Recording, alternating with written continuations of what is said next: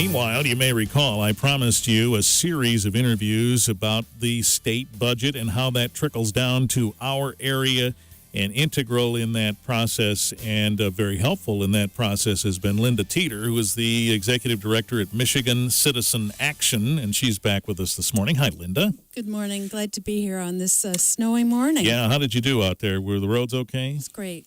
Worked out fine. The road crews have done a great job in Kalamazoo and Calhoun counties. Okay, good to hear. Very good. So improvement has been recognized out there. Also joining us today in this process, we have a number of special guests that we brought to the airwaves to help us understand this process. And there probably is no one better to understand the budget process in Michigan than the state budget director. John Roberts is on the line with us this morning. Good morning, John. Good morning, Richard. Thanks for having me. Thank you very much for the time today. Let's talk just for a second about what your role is as the budget is worked out and then carried out. What is your role? Sure. We have a couple functions here in the budget office. It starts with us preparing the governor's budget and the executive recommendation to the legislature. So we'll start in August. So we started this just past August for the next budget that the governor will announce in February and that the legislature will work on next spring. If all goes well, they'll be done in June, and we will start that budget October 1 of next year. So we actually do the recommendation, and then once the governor announces it to the legislature, we work with them on passage, and then once they pass something and the governor signs it, we work on implementation with the departments. So you say you work with them on passage. What's your role in that process? Our office will negotiate for the governor and working with the other departments with the legislature as subcommittees look at different issues. So transportation, for example, will work with the Department of Transportation and the committees responsible in the legislature for that for those issues, and that's true for every subcommittee that deals with the budget. Okay, so this isn't a situation where the legislature and the governor work all this out and you just stand by and wait for your marching orders. You're involved in this. Yeah, our office, ultimately the deal is cut by the governor, no doubt. Our involvement starts early and we're involved all the way through. Sometimes helping other departments if they're the lead on different issues. Sometimes we'll take the lead depending on the issue. But ultimately, this office is responsible for making sure that everything adds up and that we're in agreement with the legislature as the legislature gets ready to vote out a final budget to the governor. Mm-hmm. I read something about how you go about this. Performance-informed budgeting is something you're said to be committed to. What does that mean? It's a good question. There's a lot of different buzzwords or phrases for what I would say using metrics, but we always want to get better at making sure the metrics we have are put together well and make sense. And by that I mean we can fund programs that might not have the best metrics, but they sound good, or they have good names, or maybe they've been around for a while, and people say, hey, this is the way it's been done. We have to keep doing it. So every year we try to add a little bit more data to the system, so as constituents or citizens come in and say, they've got concerns about a program or they've got an idea, we can say, what metrics are you able to move with this? And then it helps us determine where to invest the dollars. All right, and we'll talk more about that in just a second. And Linda can help us understand, too, what the concerns might be from the Michigan Citizen Action perspective, the citizen perspective on how all this comes together. And we'll pick up where we leave off in just a moment.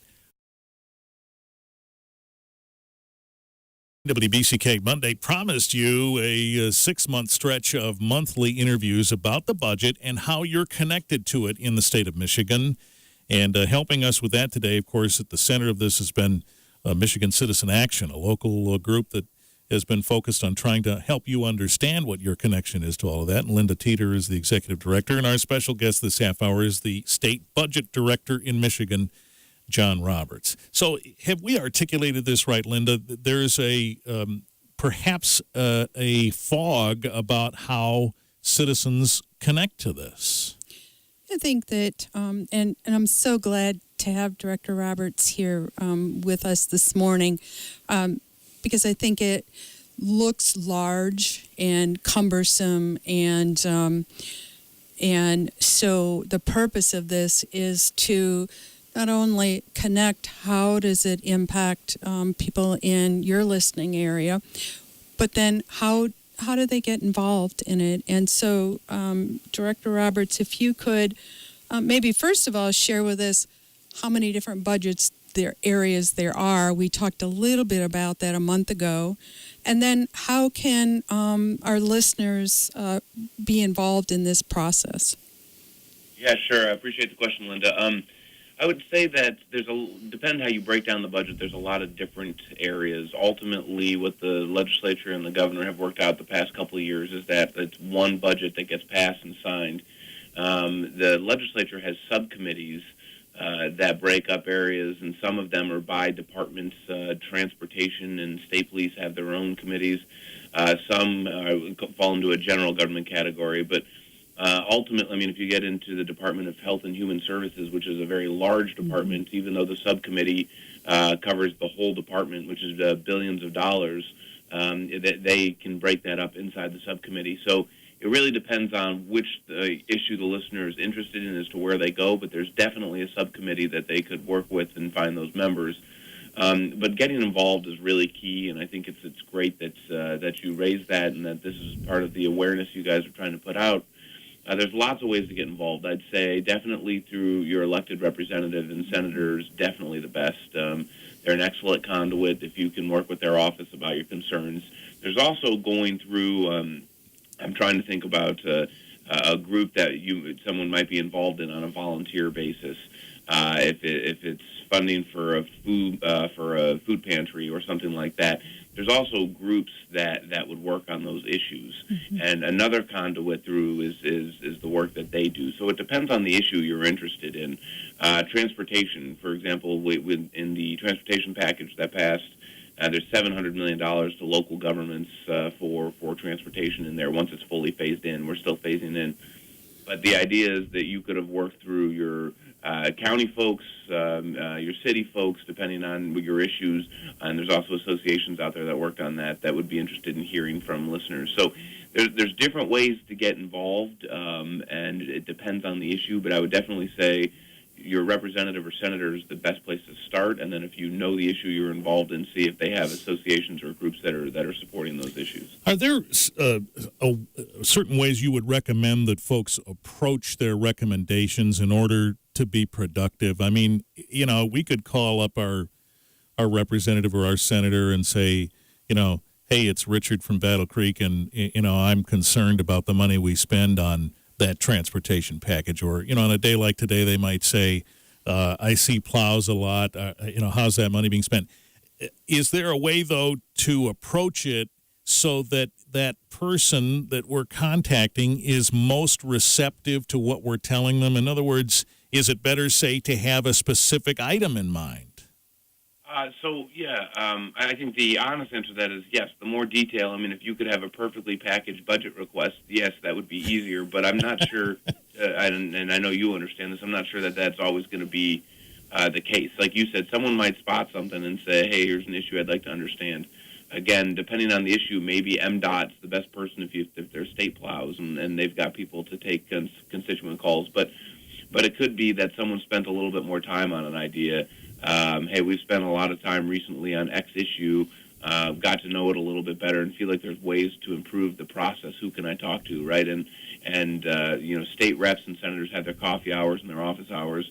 And we do find that ideas come out of those where they'll come back and say, you know, I have a constituent that the billing process for this was really hard, or the follow-up process was impossible. How do we make this better, or can we invest in X space? So it does take time. I mean, just so your listeners are aware, right. I mean, again, we started in August on a budget that will not be law till the following October, so over a year later, and that process takes time. There are what we call supplementals that will happen for emergencies or quick action needs in the same year, but normally when we put a budget together, it's for over a year away to give everyone involved time to plan. So one thing I'd say is if it's urgent, please, you know, then there's ways to do that, but most likely it will be taking time and multiple meetings or conversations to be able to work through the issues and make sure you get the data. And now might be the time to talk about it. Oh, now, yeah, absolutely. I mean, if you're thinking about it now, now would be a good time to get to the member. A good time to get to. Again, it's not just the legislature. Each of the departments have ways for the public to call in. They're normally not as hey, what are the budget requests? I think the legislature is far more open, and that's what they're have their constituent relations for. But I would definitely say now is the time, because you want to spend time getting your member and the member staff up to speed. So as they start debating the budget, it's not new to them in April when they're trying to vote in May. That they've got time to come up to speed on it, I think is very important. The State Budget Director, John Roberts, is with us, and Linda Teeter from Michigan Citizen Action. We'll take a little break here and come back and pick up where we leave off. WBCK, Linda Teeter with Michigan Citizen Action here, as well as the State Budget Director, John Roberts, for a few more minutes. So if we've understood you, John, you've said, hey, you know what? We do hear from people through their representatives who have said we have a concern about X item on the budget. That is correct, Richard. We hear every year from representatives and senators who have heard from constituents, and that's what moves budget priorities every year.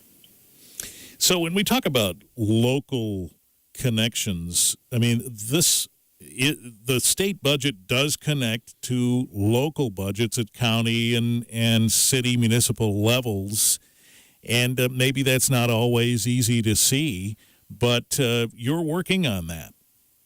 Yeah, I mean, so I think there's some good things to talk about, and I think there's some things where the local governments are getting stressed a little bit more in terms of funding than in the past.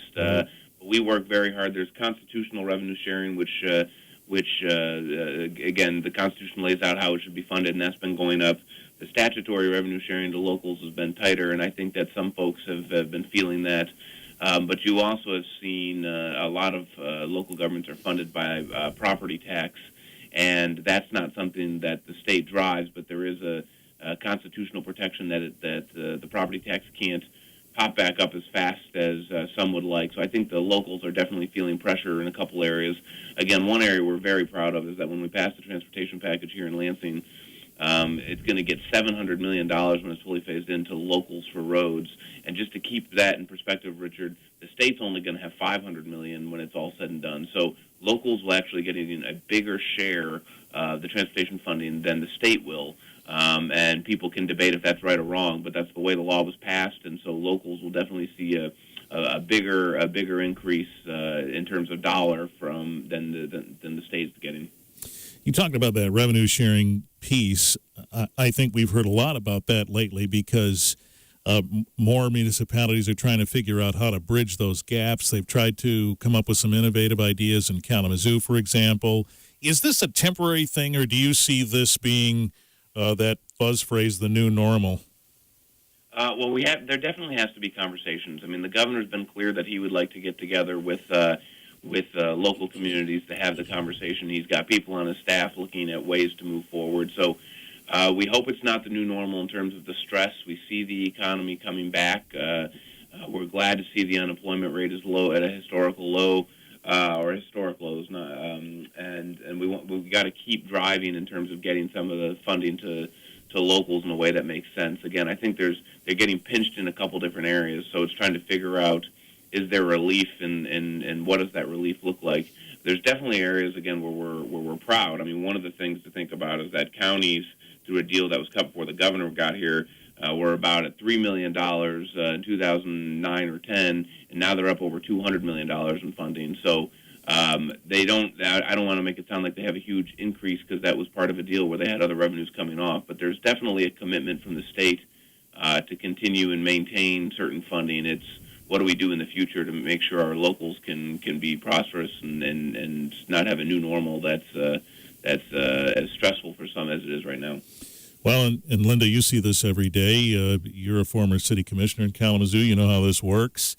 How do you feel about this revenue sharing piece? Well, I'm encouraged to hear, Director Roberts, that this is something that the governor and you and the legislature are certainly going to work on because it does. The reason we started this conversation was to talk about how the state budget impacts local communities and to break it down so that people could find their way into participating in this. So I think that's a good direction. I would say to your listeners, Richard, that not to be intimidated by all the numbers on the pages. They all have meaning.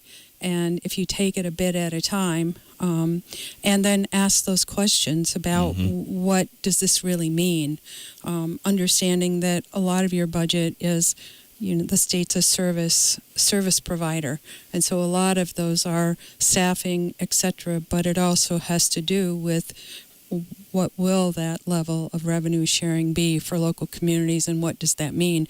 They also need to follow it through at their local level as well. And, John, your website is pretty handy for at least a push-off point, I presume. Yeah, got a lot of information there at michigan.gov/budget, and definitely happy to take questions that your listeners might have also. I appreciate what Linda was saying about making sure you know what the individual numbers. I mean, Richard, I would just say to your group quickly, or your listeners, excuse me, that some of the money goes into the locals, and they have the decisions, as Linda was saying, and some of it, especially on the health side, we make decisions and push down here. So it will help listeners to make sure they target a little bit of where is it coming from, because even though you might get your service from a local health provider that the county or city's providing, the funding and the rules could very well be coming from the state. So concerns might want to be addressed up to the state, but as they dig in, they'll be able to figure that out. All right, that's michigan.gov/budget. Michigan Citizen Action is out there with a website too, right, Linda? Right, michcitizenaction.org. But I highly encourage your listeners to go directly to the budget director's website. I found it easy to use and lots of information. All right, michigan.gov/budget. John Roberts is the state budget director in Michigan. We appreciate the time you've given us. Thank you.